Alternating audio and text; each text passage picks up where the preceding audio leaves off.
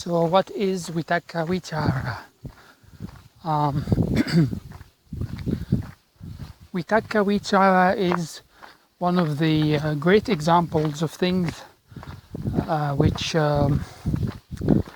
show the significance of practice in the area of interpretation. Of course, in this particular case, it's in interpreting something that is itself related to practice. Vitakka-Vicāra simply is conscious thinking or collected thinking, as opposed to wandering or having no rambling, having no particular topic of thought. Sometimes people say papancha is the opposite of Vitakka-Vicāra. I don't know why there is so much confusion about the purport of Vitakka-Vicāra. It is a very good example of one of those things which a practice is very necessary for its interpretation, and so however much time you spend trying to pin down its meaning through etymological analysis and linguistic forms of analysis and so on, textual analysis, the meaning appears immediately and clearly through progress in meditation. And we're not talking about high level of progress or anything like this. Just as soon as you begin to experience any degree of samadhi, you then recognize the meaning of Vitakka-Vicāra. And this is so because, of course, both words Vitakka and Vichara are reference to thinking in terms of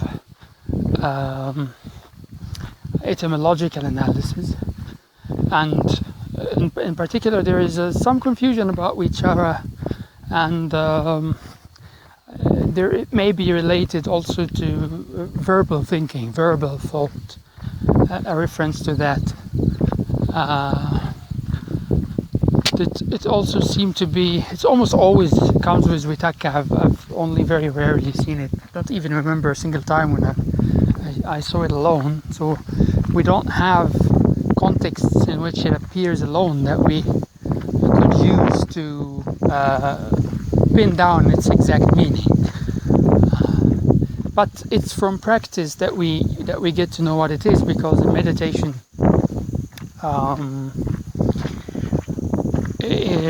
as you progress in a session of meditation, as you begin to see this state of rambling or unorganized and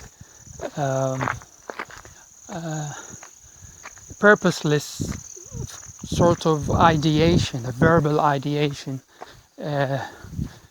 diminishing in its intensity or momentum, and it becomes increasingly replaced by conscious thought about a specific thing. It's usually related to Dhamma or to practice or to oneself as a Dhamma practitioner and so on. It's related to Dhamma one way or another.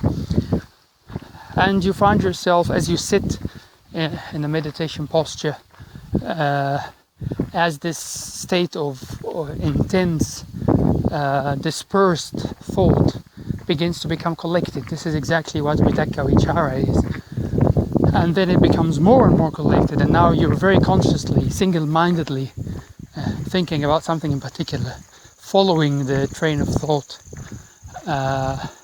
It becomes clear, and it's usually also interesting. Sometimes at the beginning of my practice, it used to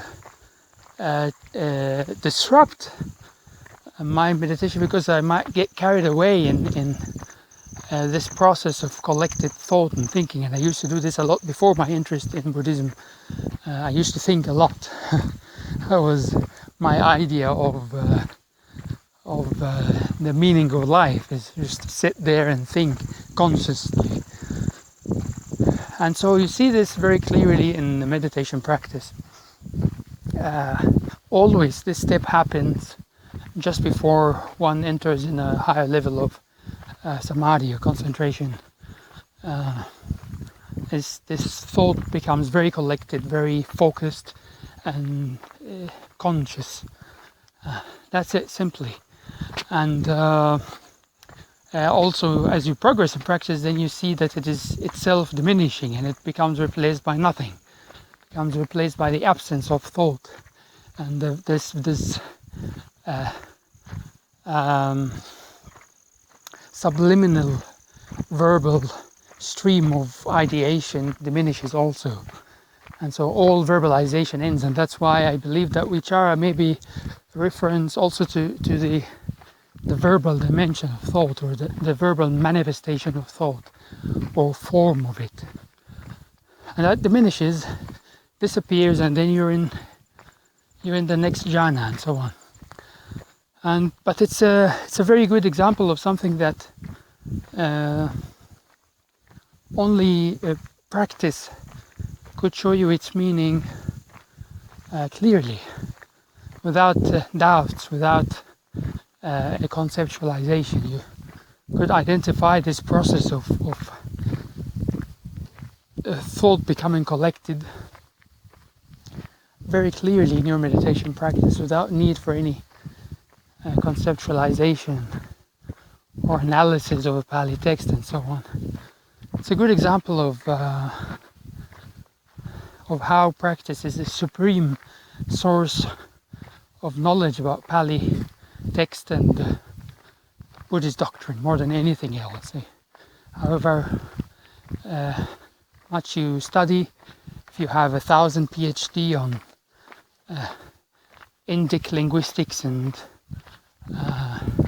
Pali literature, but you never practice, you never meditate, you will never ever know for sure firsthand what is Vitakka-Vicāra. And this applies to many other areas of practice and of doctrinal interpretation. I'm sorry, I'm panting so much, I'm going uphill, I'm gonna stop now.